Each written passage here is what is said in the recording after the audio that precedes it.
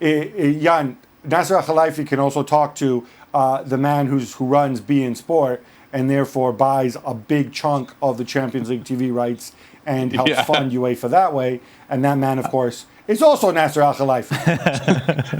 But the good thing about this is that, like, the year that they are supposedly they're going to sign Mbappe, they suspend financial fair play, okay? And make this joke even worse is that the Spains, who's done this Galacticos Super League thing now for years, they are sending a letter. I mean, we don't need comedians anymore. They are in football. We don't need them. These are the jokes. I think we have to be fair to Tebas and to Spain here, because La Liga introduced their own version of spending limits, and I think whatever else you may think of Tebas, they have enforced them, and they've enforced them in a very tough way. You can just go and ask any Barcelona fan about that, about the cuts and the sacrifice they had to make and the players that they had to sell and so on. Now, whether this continues or not, we'll see. But I think from Tebas' perspective is we put in these spending limits to make our league viable and so on. We had the courage to go and take on a club like Barcelona, whereas in the past we could have just looked the other way and been like, hey, you want to sign another Trincao? Here you go. And sure, extend Messi's deal ad infinitum. But instead, there's a feeling in Spain that we have tough rules and we've lived by those tough rules. And we took one of our two biggest clubs to the brink of insolvency to enforce those rules. Now we expect Paris Saint-Germain to do the same. But the problem is different rules in France. But the problem is, Gab, if I may say, and that is a fair point, what you're saying, and if they try to clean up the football is good. But just today, there was there was the first bid from Barcelona, who has no money, for a 34-year-old German player, or a Polish player called Robert Lewandowski. That was 32 million euro.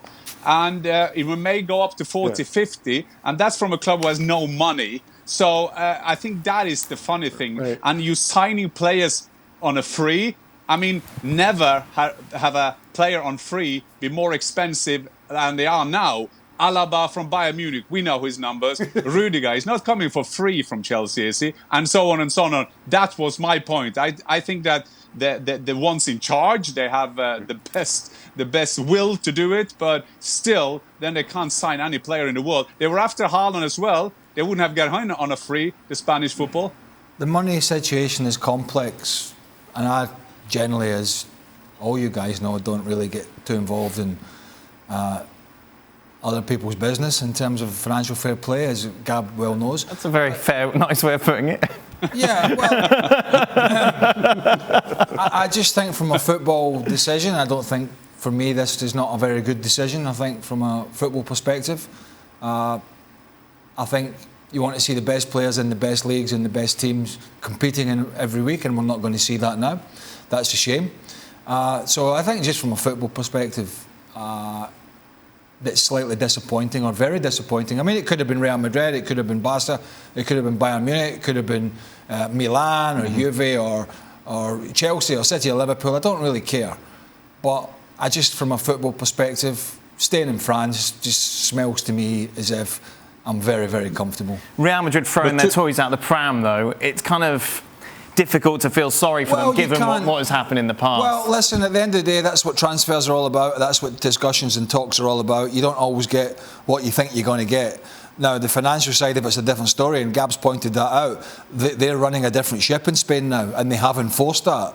And we've seen it firsthand this year. We've discussed Barcelona almost all season, and we saw at the start of the season how perilous it was for them with people they couldn't even register that they'd signed. So they have enforced that. However, as Gab mentioned, the rules elsewhere are not, it's not the same. So the trouble is because you're doing one thing doesn't mean other people are going to do the same thing. So it's football, it's transfers, it's decisions, and ultimately the player has made a decision. This is not just about money. Kylian Mbappe, as an individual here, you can talk about the ownership and the club and spending this and offering them this. The money at some point has to be inconsequential because it's so much. Right. It's so much money. and Real Madrid were offering him a really good stick as well. He's made a decision. You can't sue the player for making a decision. And that's what we've got here, a guy who's decided to stay, I think, disappointingly, in Paris. Thanks so much for watching ESPN on YouTube. And for more sports highlights and analysis, be sure to download the ESPN app. And for premium content and live streaming, subscribe to ESPN Plus.